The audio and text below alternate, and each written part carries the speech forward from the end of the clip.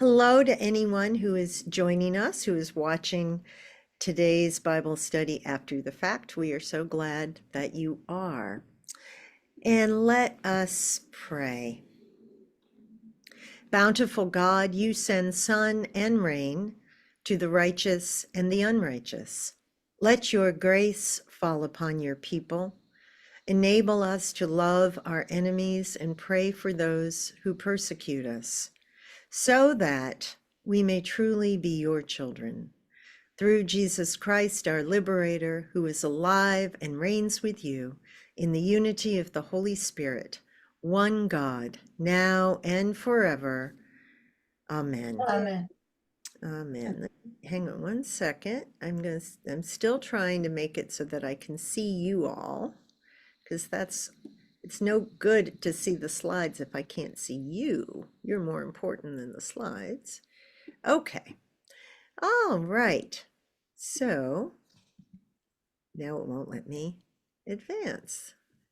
Okay. It's just one of those days, clearly.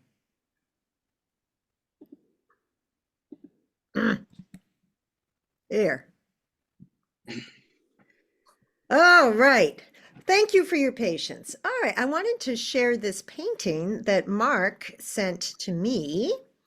Mark, do you want to say anything about it? No, it just seemed to provide a different take on the same event we talked about last week. Corot did these kind of things when he was trying to make an impression at the Academy. He was a landscape painter, but he decided to sprinkle in some real figures to make it more acceptable to the academicians.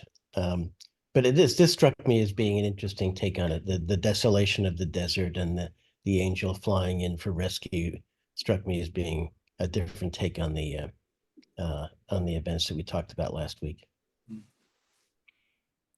Any other trees for a desert? Yeah. Uh-huh. I love the light too. I wonder, is this a figure back here? I don't know if you can see my cursor. It's like a tree. You think that's a tree? I think that's part of the tree. Okay. Yeah. So just a reminder, what's happening here? Hagar has been expelled along with Ishmael. Exactly. And she's in the desert without. And giving up. And then this angel comes. Yeah, that reminds me of the Flying Nun. I realize I'm dating myself, but can't you see Sister Bertriel? Is that her name? Woo, coming in. So here comes the angel, and do you remember, what does Hagar do when she sees the angel?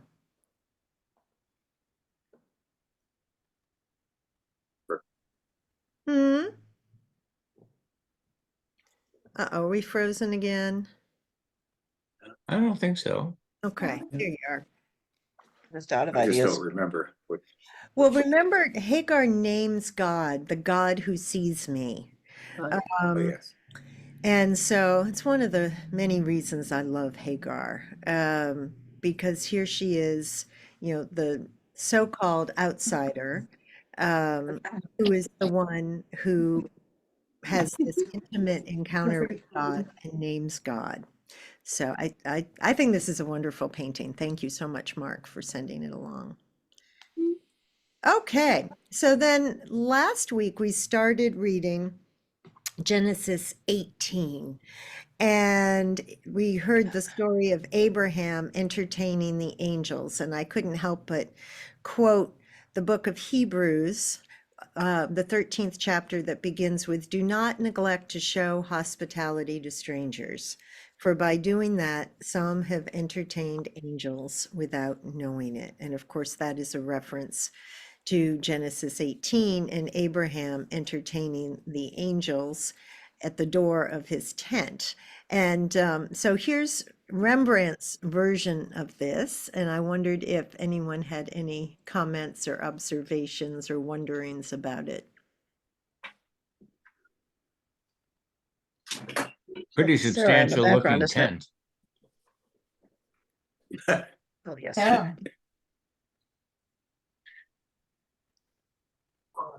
It looks like a small boy with a bow there. Is that possible? That's what I was thinking too. And Yeah. then Sarah looking out from behind the door. Exactly. She's eavesdropping. Yeah, I mean, that's a substantial tent. Yes. Yes, not really a tent. The Looks like it 70 even has a downspout. Yeah. Yeah. Something St. Dunstan's could use. This is true, Fred. This is very true. Rembrandt was visionary. We need to listen to him. Is the one of the visitors, the one with the pouch around his neck, is he Asian? Oh, that's The one in the interesting. middle? Yeah, that's a good question. Sure looks it. Could be. Mhm. Yeah. Well, he's already tonsured. Mm-hmm. Mm, He's just Yeah. bald. Mm-hmm.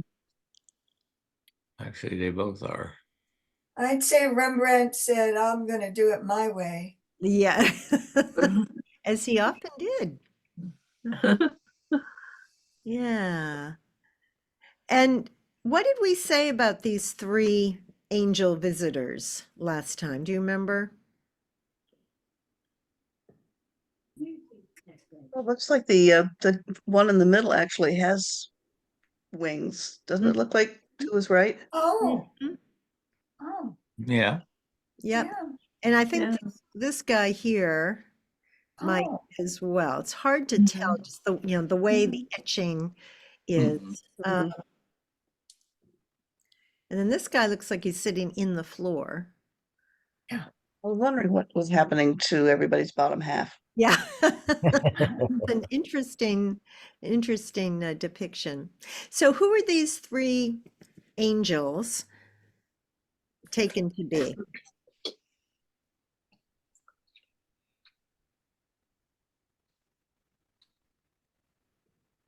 You remember? All right. Well, we'll look at that text again in a second. I wanted to share, we talked about this the other day. Sue, I know you know this icon. Bless you. So this is a Russian icon, very famous. I'm not going to pronounce it correctly. Triotsa, the icon of the Trinity. But this is also this story from Genesis 18. So you can see there's the tree, and the oaks of Mamre, and here they all are sitting around the table, having table fellowship, being, having been entertained. You all know this icon, I'm sure. Sue, do you want to tell the group how you updated it for Soul Sisters, which just giggle? Yeah, I think they each had a Starbucks coffee in their hands. And there may have been a box of Triscuits on the table. Maybe they've been. Oh, it's the icon for the 21st century. I love it. But so here we have the three angels, but this is also understood as the Trinity. So let's take a look at the text. And I just want to go back to the beginning of Genesis 18 for a minute, just to remind us. So I'll just read this, the first part of this first paragraph. The Lord appeared to Abraham by the oaks of Mamre as he sat at the entrance of his tent in the heat of the day. He looked up and saw three men standing near him. When he saw them, he ran from the tent entrance to meet them and bowed down to the ground. He said, "My Lord," singular, "if I find favor with you, do not pass by your servant." And then it goes on. And this is, of course, the moment where he and then Sarah learn that they are going to have Isaac. But there's, the text plays with this. Is it three? Is it one? Certainly Rublev thought that this story was about the Trinity. I don't know what you think, but it's interesting to think about who is it who is visiting Abraham at the door of his tent, the entrance to his tent. So, anything else about that? Just, what we looked at last week? I've always found it remarkable. The 3 measures of flour, I believe, would be about 36 pounds of flour. If Ray told me, quick, get 36 pounds of flour and make some bread, I wouldn't know what to do. So there's something going on here. Something a little off. That Yeah. reminds me, the I Love Lucy episode where Lucy Yes. and Ethel bake bread. Yes. Yes. Well, maybe they were making a cake Sarah was supposed to jump out of. There you go. You know, you just never know. So that's a whole lot of cakes. Okay, so here we've got this vision of hospitality, and we think about who is it whom Abraham and then Sarah are entertaining at the entrance to their tent. And then we have the whole pun on Isaac's name, which means laughter. And both Abraham and Sarah laugh when they hear that they are going to become parents in their advanced age, specifically in Sarah's advanced age, of course. All right, so that brings us up to where we are now with Sodom. And just as a reminder, see if I can do this. Okay, so back at Genesis 13, you remember, so Abram settled in the land of Canaan, which is here to the west, while Lot settled among the cities of the plain and moved his tent as far as Sodom. And you see there's a question mark next to Sodom, potentially down by the bottom of the Dead Sea, the Salt Sea, which, as we explore this story today, might make some sense. Who's Lot? Abram's nephew. Exactly. Abram's nephew. And what do you remember about this part of the story? They couldn't get along and had to divide up. Lot picked first, right? Didn't he pick where Mm-hmm. he would live? Mm-hmm. Yep. And we were all saying, no, don't do it, Lot. Exactly. So Lot is down here. They divided up the territory, and Abram went west to what was then Canaan. Okay. So we'll save the show and tell. Okay. So, oops. Okay. So would somebody like to read? Okay. Ugh. Genesis 18:16 to 33. Let's finish this chapter because it's really all of a piece. Would someone like to read that for us? I can read it. Thanks, Kim. Can you see it okay? Sure. Yes, it's great. Thanks. Then the men set out from there, and they looked toward Sodom, and Abraham went with them to set them on their way. The Lord said, "Shall I hide from Abraham what I am about to do? Seeing that Abraham shall become a great and mighty nation, and all the nations of the earth shall be blessed in him. No, for I have chosen him that he may charge his children and his household after him to keep the way of the Lord by doing righteousness and justice, so that the Lord may bring about for Abraham what he has promised him." Then the Lord said, "How great is the outcry against Sodom and Gomorrah, and how very grave their sin! I must go down and see whether they have done altogether according to the outcry that has come to me, and if not, I will know." So the men turned from there and went toward Sodom, while Abraham remained standing before the Lord. Then Abraham came near and said, "Will you indeed sweep away the righteous with the wicked? Suppose there are 50 righteous within the city.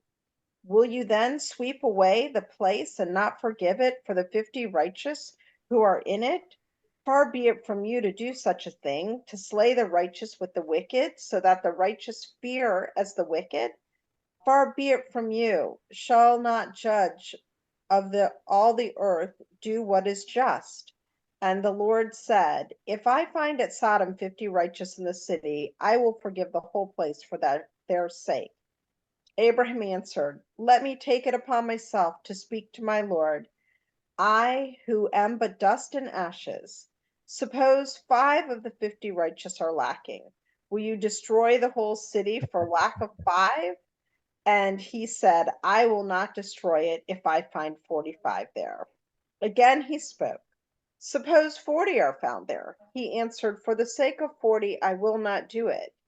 Then he said, oh, do not let my Lord be angry. If I speak, suppose 30 are found there. He answered, I will not do it if you find 30 there. He said, let me take it upon myself to speak to my Lord. Suppose 20 are found there. He answered, for the sake of 20, I will not destroy it. Then he said, oh, do not let my Lord be angry if I speak just once more. Suppose 10 are found there. He answered, for the sake of 10, I will not destroy it.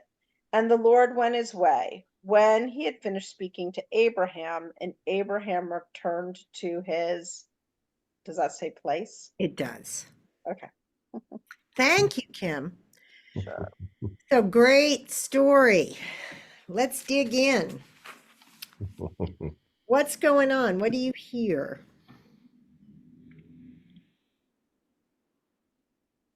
I don't know if the Lord is just kind of amused by this conversation. Hmm. It's a very unusual conversation. It's a very unusual conversation. Very human Lord. Oh, Well, there Abraham has to be a reminds me of number my and a children. percentage. Because if God wiped out everything with Noah's Ark, and there were only whatever 2 sons and their wives and Noah and his wife, or whatever the number of people was, there is a number where God says, okay, if there's more wicked than righteous, then I'm not going to be happy. There's got to be a number. And yet later on, God will, wipe off Israel and let them all be deported. When there must have been more than 10 righteous ones in the whole nation. Mm-hmm. Oh, but they didn't die. That just taught them a lesson. Wow. I have heard this interpreted as an example of God changing his mind. hmm. That God does listen and think about our prayers and our petitions and will allow himself to be changed. Hmm. Why stop at 10? Yeah. Yeah, Abraham sounds like my children. Yeah. If you could do that for 9, 8, 7, and so on. Yeah, if you were going to take me on the ride for, 15, He's won't you established take me on it principles. for 10? Yeah, right. One of the things that struck me here was the notion of collective guilt, collective punishment. People might be punished for things that they are simply part of the system. Things done on their behalf, as our phraseology is. I don't know what to do with that. Mm-hmm. Well, let's talk about guilt here. Does anything strike you at this point in the narrative? Up until now, what has the relationship between Abram and then Abraham and God been like? One-on-one. God speaks, Abram listens. Yeah. Yeah. I mean, is there anything like this in other parts of the Bible where somebody's basically, going back and back and back and back to God and getting God to change his mind? Well, there's I mean, I don't know. This to me is very unusual. Moses bargains with God, and then the Syrophoenician woman, also known as the Canaanite woman, bargains with Jesus, right? And gets Jesus to change his mind. So yeah, there's going back to what Sue said, there's this idea of intercession, right? That God really does listen to our plea, to our demand, our questioning. Um,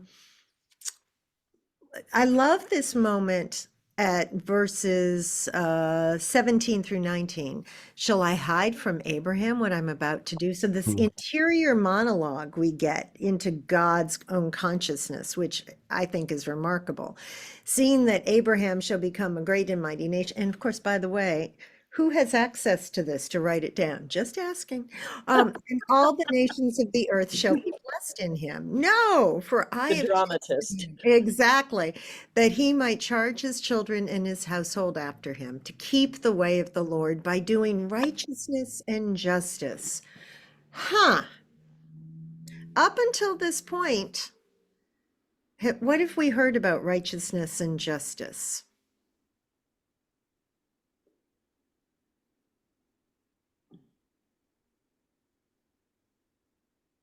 Well, righteousness was judged as, fearing God.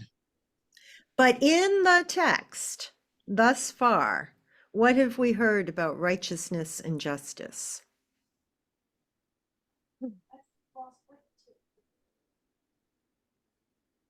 Doesn't that more come from God? Wasn't Noah a righteous man? Uh-huh. Uh-huh.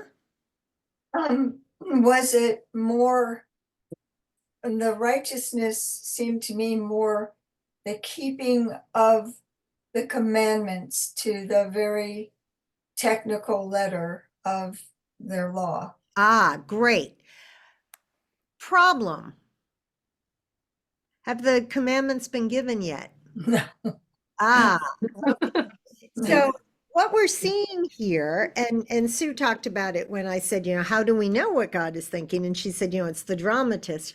Remember that this text is being written down well after the fact. Well, remember where the people of Israel are when this is being written down. They're in exile.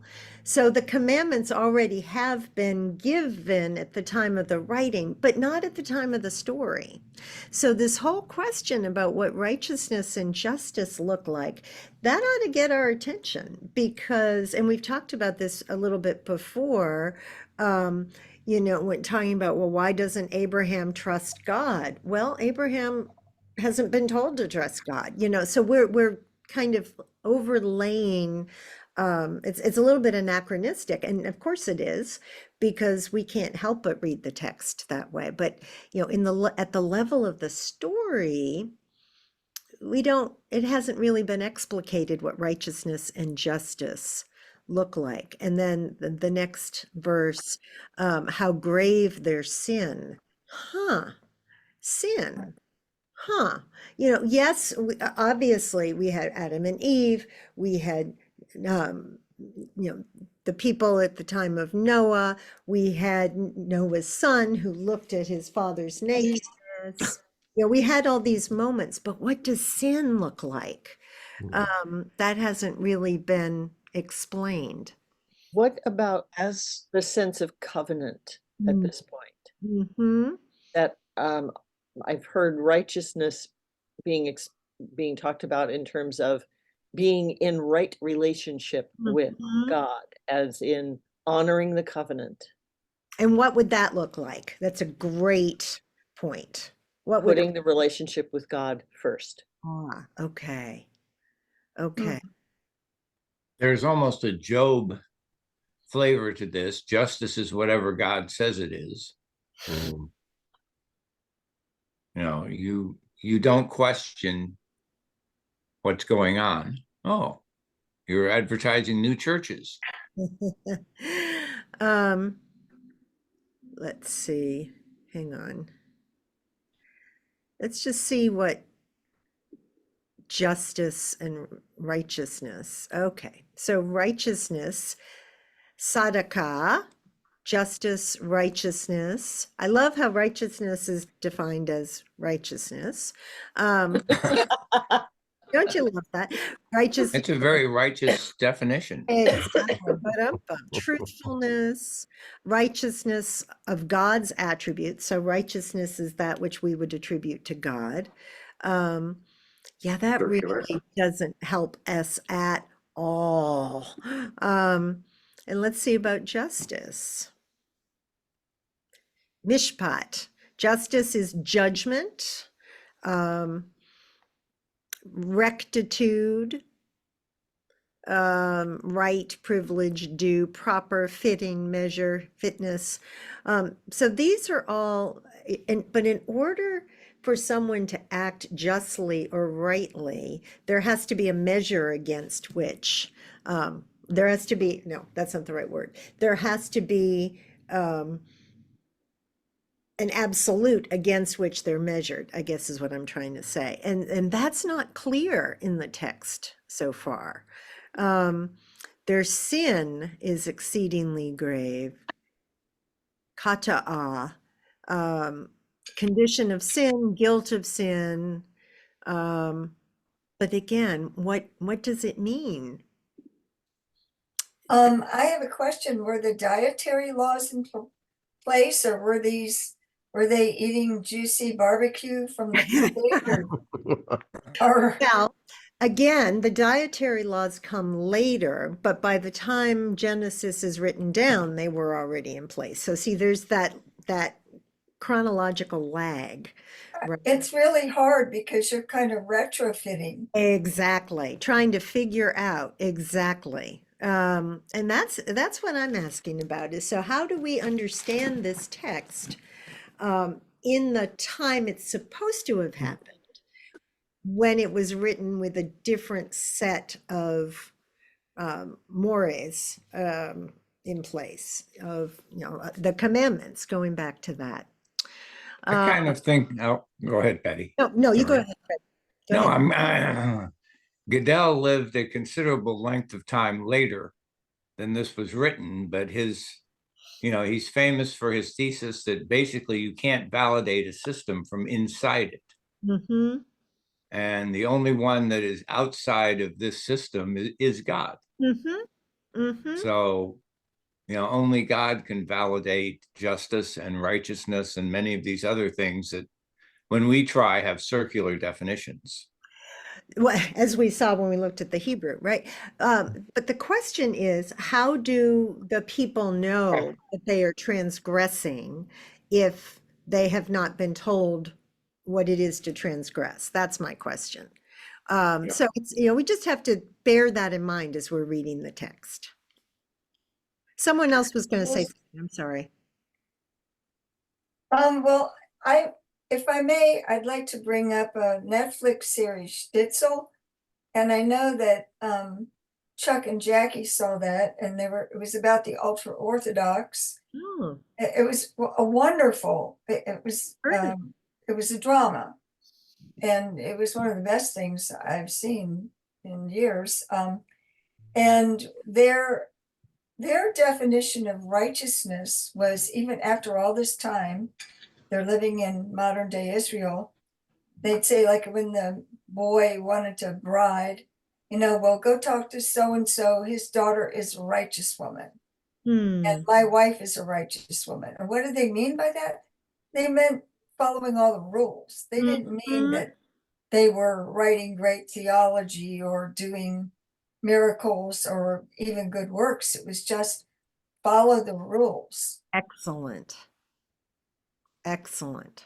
I think doing some other reading, and I can't cite the source right at the moment, but it was out of one of the biblical archaeology magazines, talking about the observance of the law. The law was given fairly early in Israel's history, but in terms of strict observance, it was only after the prophet Joel that they began to do the kind of, and I'm going to say hair splitting is the result, but the kind of observance to the letter of the law really came with the prophet Joel, and then they began to enforce it, codify it, and define orthodoxy that way. So Mhm. this is another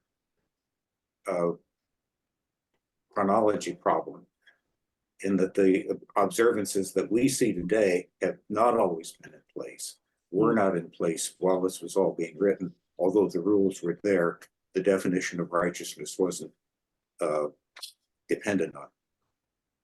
Excellent. So we have to do some inferring, right? And because this is such a, I would say, paradigmatic story culturally, and we'll get into that in the next chapter, that we just have to, for a long time I've always said, so what was so bad about Sodom and Gomorrah? And I Mhm. still ask that question, right? Because there's a lot of assumptions that are embedded, baked into the text, baked with those 36 pounds of flour, into the text, but it's not explicit. And you have to kind of scratch your head and say, well, how did they know that they were not doing things correctly? I just wanted to go back to what Fred was saying before about how Abraham reminds him of his children, mine too. And this negotiation is kind of brilliant, right? Because Abraham starts out with, will you destroy the whole city for lack of 5? And God comes back with 45. And so Abraham gets him down to 10. So I think that's pretty good. And imagine Abraham's chutzpah, right? In bargaining with God. It's just going back to what Louise said at the beginning. It's a strange moment, right? It's a kind of a weird scene in the It's text. a wonderfully theatrical dialogue. I mean, whoever Yeah. wrote this, you haven't seen this description, this lively personal dialogue anywhere else. I mean, some scribe just kind of went crazy with this. Okay, well, oh, do not let my lord be angry if I say, are you sure? I mean, suppose I just say one more thing. Would you mind? You're right. It is very theatrical. And this, when we were reading Job, we said over and over again how, that book really lends itself to being staged. This moment does as well. Absolutely. And we can just hear the dialogue back and So forth. now I'm hearing Peter Falk, the course. Columbo guy. But one more question. I have one more question. That's And yet wonderful. Sodom and Gomorrah are, totally torched, but Lot is saved. But Lot was pimping out his daughters. Well, hold that thought. We haven't gotten there yet. Hold on. We're Yeah, getting but you wonder what it takes to be Spoiler. unrighteous in that. right. Right. Well, and let's remember that Abraham was pimping out Sarah, and here he. And Abraham had the promise of Yeah. God that he was going, if I had felt sure I had God's promise and somebody said, we're going to take your wife, I'd just look at him and say, you and whose army? Like the second Terminator, where the guys are, picking on him, and he lets them do it until he says, and Arnold comes and just lifts the guy up by the hair. Fred is challenging me to preach a sermon about the Terminator. We'll see. There's backstory behind that. I am looking, I want to talk about the righteousness question without the law. Okay. And I see if, let's take the metaphor. I mean, I can call Belle in here and shame her, and she knows she has done something wrong. She has no consciousness of right and wrong, but she knows. And I think that, I think in humans, there's an innate sense of right and wrong, just by the need to live together and rub elbows together. And if you aren't paying attention to that innate sense, then maybe that is a kind of sin in the sense of falling short of what is meant to be.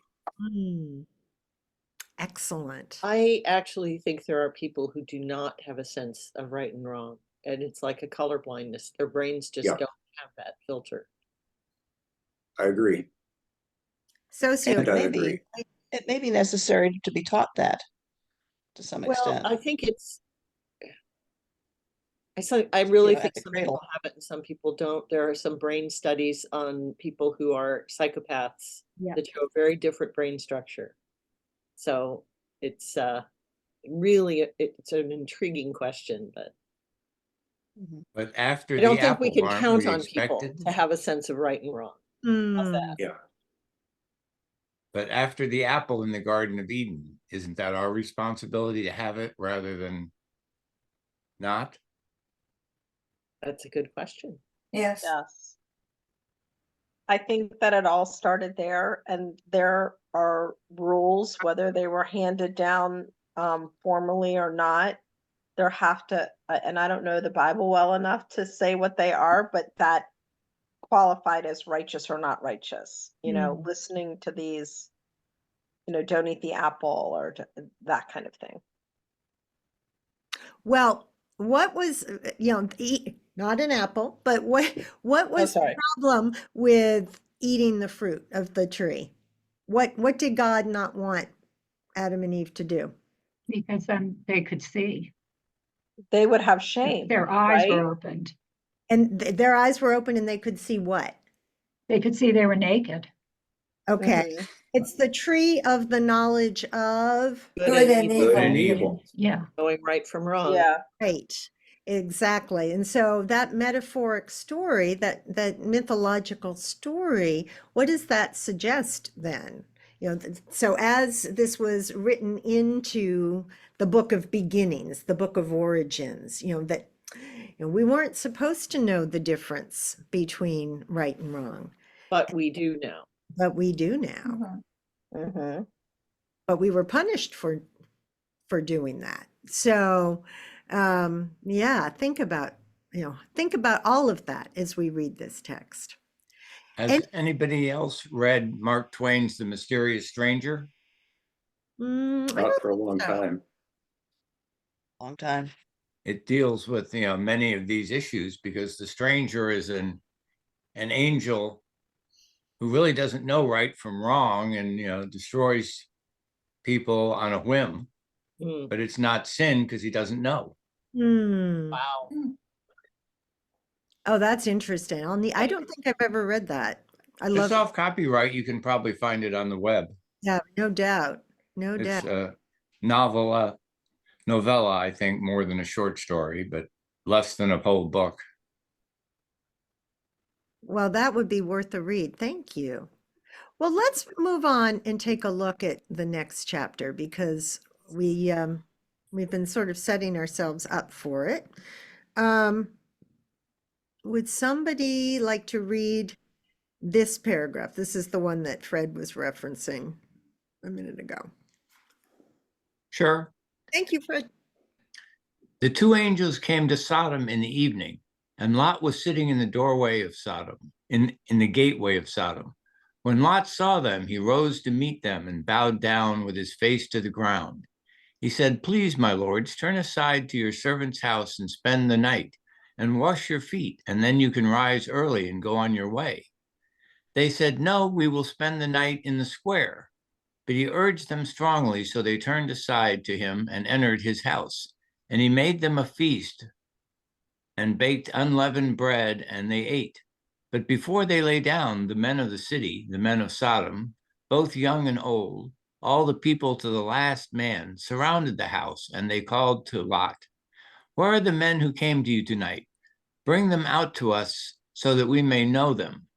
Lot went out of the door to the men and shut the door after him and said, "I beg you, my brothers, do not act so wickedly. Look, I have two daughters who have not yet known a man. Let me bring them to you and do to them as you please. Only do nothing to these men, for they have come under the shelter of my roof." But they replied, "Stand back." And they said, This fellow came here as an alien, and he would play the judge. Now we will deal worse with you than with them." Then they pressed hard against the man Lot and came near the door to break it down. But the men inside reached out their hands and brought Lot into the house with them and shut the door. And they struck with blindness the men who were at the door of the house, both small. I'm missing, you need to go up a little bit. And great. and great, so that they were unable to find the door. Thank you. Now it's getting interesting. Hmm.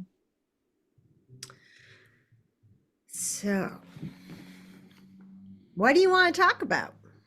How'd the men of the city find out that the angels were there? Yeah.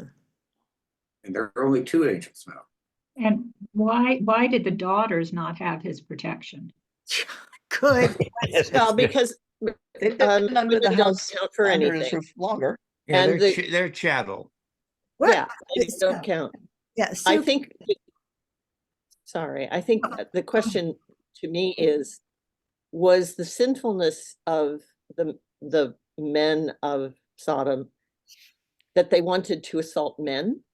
Or was it that they wanted to assault travelers and visitors? Mhm. And was the problem one of not offering hospitality was the sin? Excellent. Excellent. Because Patty, I can know you this look up? passage has been used a lot to justify and homophobia, Exactly. and to say, well, the sin of Sodom was homosexuality. I believe the sin of Sodom was inhospitality. I'm right there with you. Yeah. Fred, you were Can we asking, look at the Jewish word of no in that? yes. Yeah. What verse is that? That is 5. So Yeah. that we may know. Yeah. Yeah. And I can tell you, I would bet you a cookie that it's yada. Hang on. Verse 5. It's got the cookies. Have relations. Oh, with- boy. Oh, yeah. That gets to be a little bit stronger. Yep. It's the biblical knowing, yada. It's the intimate physical knowing. So let's go back to what Sue said, because I'm right there with you, my sister. And I'll tell you why, well, I'll wait to tell you why I'm right there with you, because there are a couple of things in the text that I think point to that interpretation so clearly. And it's always made me nuts that this is used as proof texting for homophobia and, well, more than homophobia, Hospitality. prejudice. Yeah. So what others see or hear in this text? And then I'll tell you what strikes me.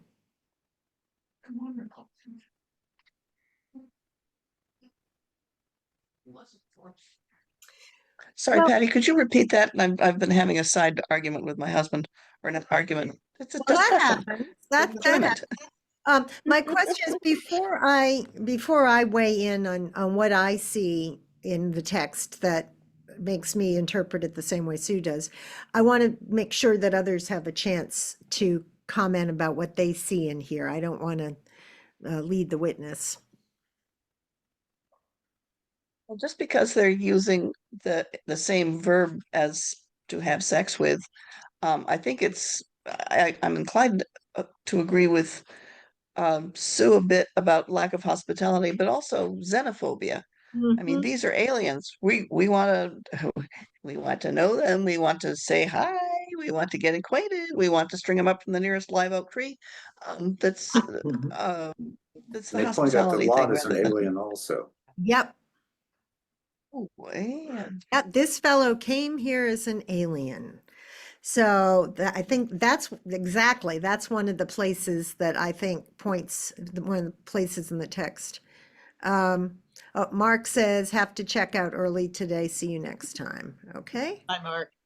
Well, Lot came with property and, some status perhaps conferred by having lots of cows and camels and women. And, these angels just showed up as footpads. Kind of, like the Generates- sheriff is going to run them out of town before they can cause any trouble. On the other hand, if it were xenophobia, why would having the virgin daughters to play around with be a substitute for getting to know the visitors? Because Just they're trying to putting buy them off. they're putting the visitors in their place. You know, No, they're running them out of town, as it were. Oh, okay. but that, what Lot, about the Lot had daughters? status. Lot had property. But see, I What think ab- those two readings cohere because I think lack of hospitality and xenophobia are intimately related. Right? That's true too. Ray, you were going to say something. Somebody raised the question about what makes the daughters a suitable distraction. I mean, how does that fit in? And then that train of thought I lost, but I'm just, was trying to ponder what level of homosexuality we're dealing with here, because it wasn't entirely binary in the ancient world. There was opportunistic homosexuality in terms of dominating another person by heterosexuals. So Yeah. yeah, putting the daughters out there is interesting. Oh, I'm sorry. Go ahead. No, I have nothing more. Well, I think that again, that proves the point, right? Because if they were just looking to rape and pillage, right, then they could just as easily rape the women as they could the men. But there was something about, going back to what Fred said, putting these outsiders in their place, asserting dominance. These are the aliens, and then Lot gets painted with that brush as well. So, I don't think, I think it's a red herring to focus on homosexuality. I just do. I always have. And I just feel like it's such a gross misinterpretation of the text. And I'm sorry if others disagree with me. I'm just sharing what I think. But it really, the fact that this episode begins with hospitality. Yes. The opening scene here is almost verbatim to what happened at the beginning of the last chapter. Even with Lot bowing down, Abraham bows down, come and wash your feet, come in and have something to eat. It's almost word for word. So it's the same trope. And it starts with hospitality and ends just a few verses later with violence. And so, that's, to me, that's the question. And I think the whole, homosexual, whatever, that's not the issue here at all. Again, if you think of this as being presented by a dramatist, someone who is writing these stories down in such a way as to make a point, what the dramatist is highlighting here is the contrast between hospitality and brutality. Exactly. Beautiful. And I'm reminded of, stories you hear of prison where, I mean, the aggressor doesn't consider himself as gay, but he considers it as, the way to put the new guy in his place. That's a great analogy. I think that's exactly it. And the fact again that they say this fellow came here as an alien. And I'm curious, I want to look at the Hebrew for alien in verse 9.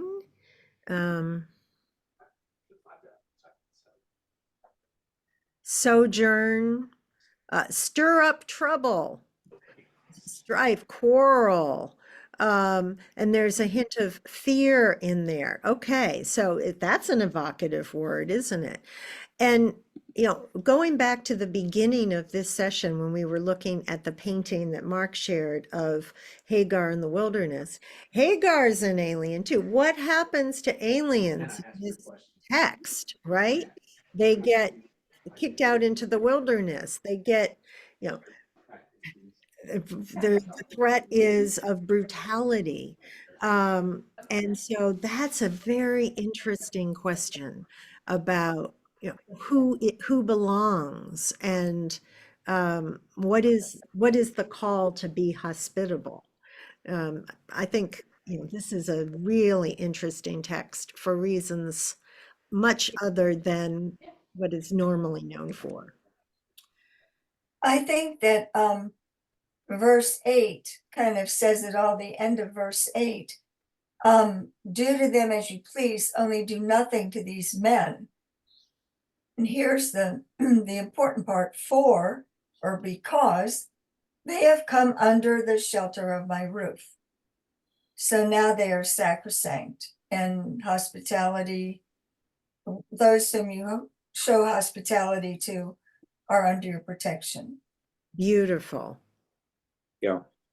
And there is some difference, I think, if you are a nomad, and a strange, you sort of welcome strangers, you don't, you're very insular. Cities that have a surplus and stuff that could be plundered, Hmm. are more likely to be afraid of strangers. That's for sure. Yes. Excellent. Cities are where there is a surplus, where there is something worth taking. One more turn at the dramatist. It looks to me, if I were writing a skit, and I might ask the question of what is it about the two angel figures, Hmm. angels being sexless, that triggers the homosexual fear and it's homophobia that maybe could motivate them as part of this also. That these are strangers, these are not of our kind, these are sexually ambivalent beings, and like any very adolescent reaction to that. Or if you leave the sex aside, what makes them so scary that the whole posse turns out Yeah, Mhm. that's to what I'm run getting them at. out of Yeah, town? Yeah. exactly. Yeah, posse is an evocative word too, because that, that brings up all those westerns and, circling the wagons, right? One thing I'm that, seeing this. yeah, one thing I'm just noticing, we talked about Genesis 18 when the three angels arrive and Abraham refers to them as my Lord, singular, capital L, right? And so that's why we were talking about, are these three angels meant to be God? Are they the Trinity? It's unclear. In this part of the text, there's a lot of symmetry with chapter 18, except there are two angels. So we don't know how the third one dropped off, where he is, she. But when Lot saw them, he rose to meet them, bowed down. He said, please, my lords, plural, lowercase l. So, again, the capitalization wouldn't have been in the Well, Hebrew. then it's I understand that. This is the English translation, but the translator has made a subtle difference here, right? That Lot is seeing these as two guests.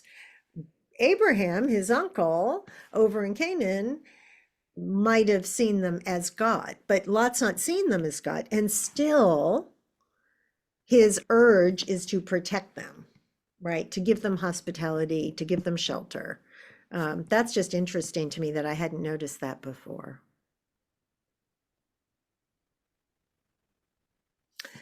Do y'all have time to finish oh, there's a lot here. There's a lot. Do you want to do any more of Sodom and Gomorrah? Or should we pause? Whatever you want.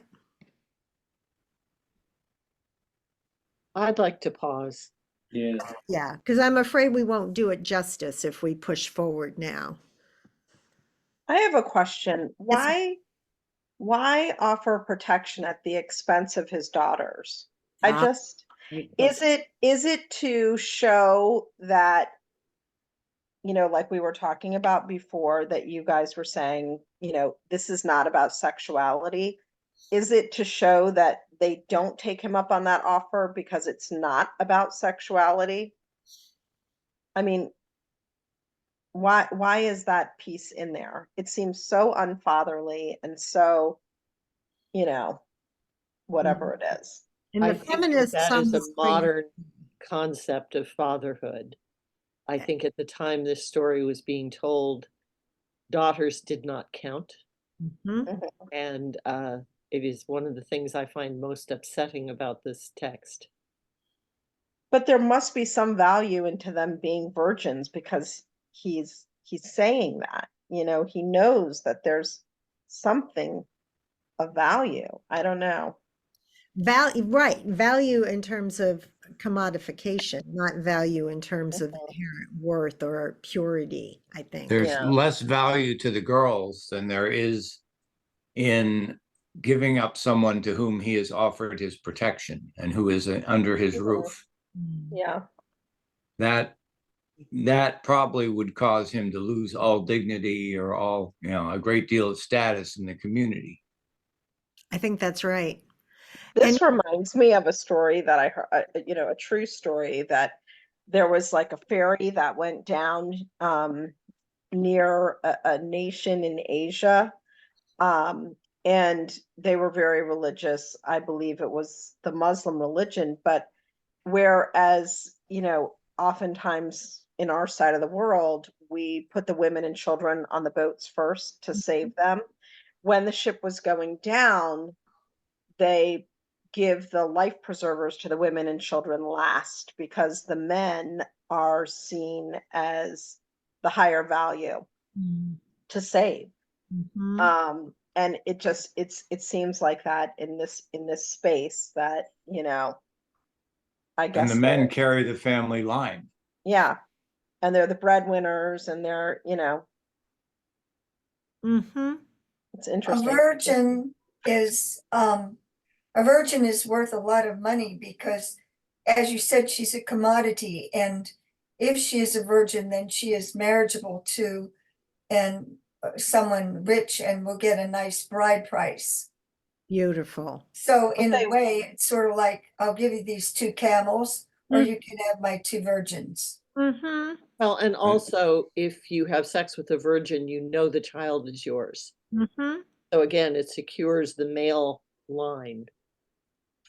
I can't help Well, but think of when Charles and Diana were getting married, and that was such a thing about Diana's virginity, right? And that's in our time. And so yes, and so it's just a different understanding of there is no equality, gender equality. It's a very different understanding of the role, the relationship between parents, specifically father and daughter. Fred, you were going to say something. no, I mean, I look at it as a indication of male insecurity. If she's never been with anybody else, she's not comparing you and finding you inadequate. There's that It- too. I guess it just seems to me that it should be innate, just like how incest is, like innate. It's rare that it happens, right? Or rare that that's the desire. Like, it just seems like parenthood is It's innate. the sin of incest. It's It's not just- innate, though. The pharaohs Evidently all not. married their sisters. The Habsburgs, ended up congenitally unable to rule because they kept marrying each other. I mean, Yeah. if you're into animal husbandry, the wisdom of broadening the gene pool. Mhm. Yeah. But in terms of morality, daughters have been fair game since biblical times. And if you're into animal husbandry, you inbreed quite often to get desirable characteristics, and you just weed out the ones that have weakened from that.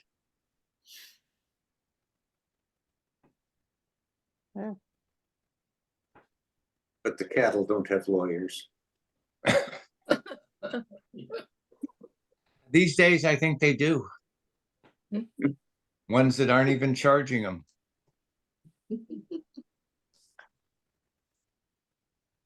What did you think about the very last part of this paragraph? The men inside reached out their hands and brought Lot into the house with them and shut the door. And they struck with blindness the men who were at the door of the house, both small and great, so that they were unable to find the door. What do you think about that? I think it's Who pretty was the- easy Why to didn't find they the think door. of that sooner?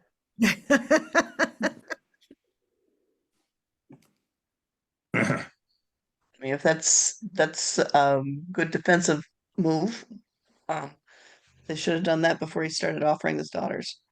Do we have any other examples of angels kind of going all Star Wars and showing their magic powers. And, Pulling out the lightsabers.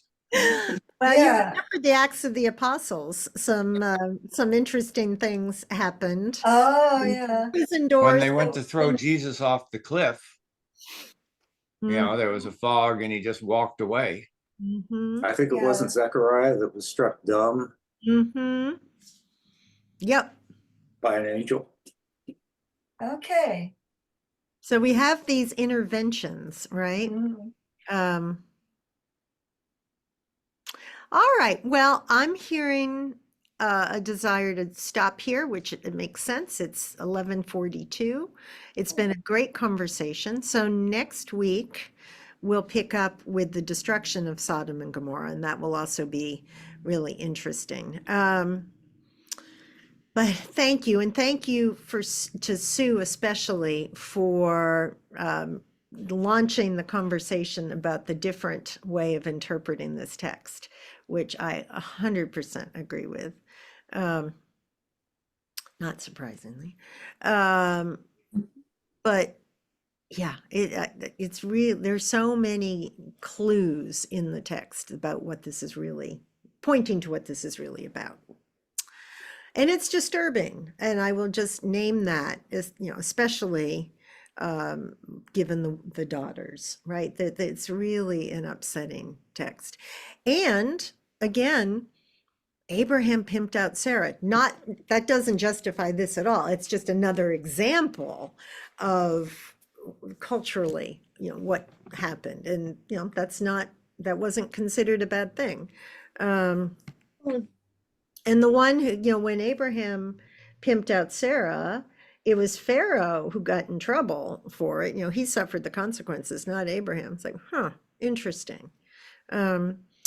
So anyway, lots to discuss, and we'll pick up at the destruction of Sodom and Gomorrah next time. And we'll see where Ellie and Bob are next time. Who knows? I'm not sure. That's what keeps it fun and interesting. And for us too. Great conversation, guys. I'll see some of you Sunday. Donna, we are just storming the heavens and sending you lots and lots of love. Thank you. Means a lot. All right, to be continued. Bye, friends. Bye, everybody. Bye. Thank you. Bye. Thank you.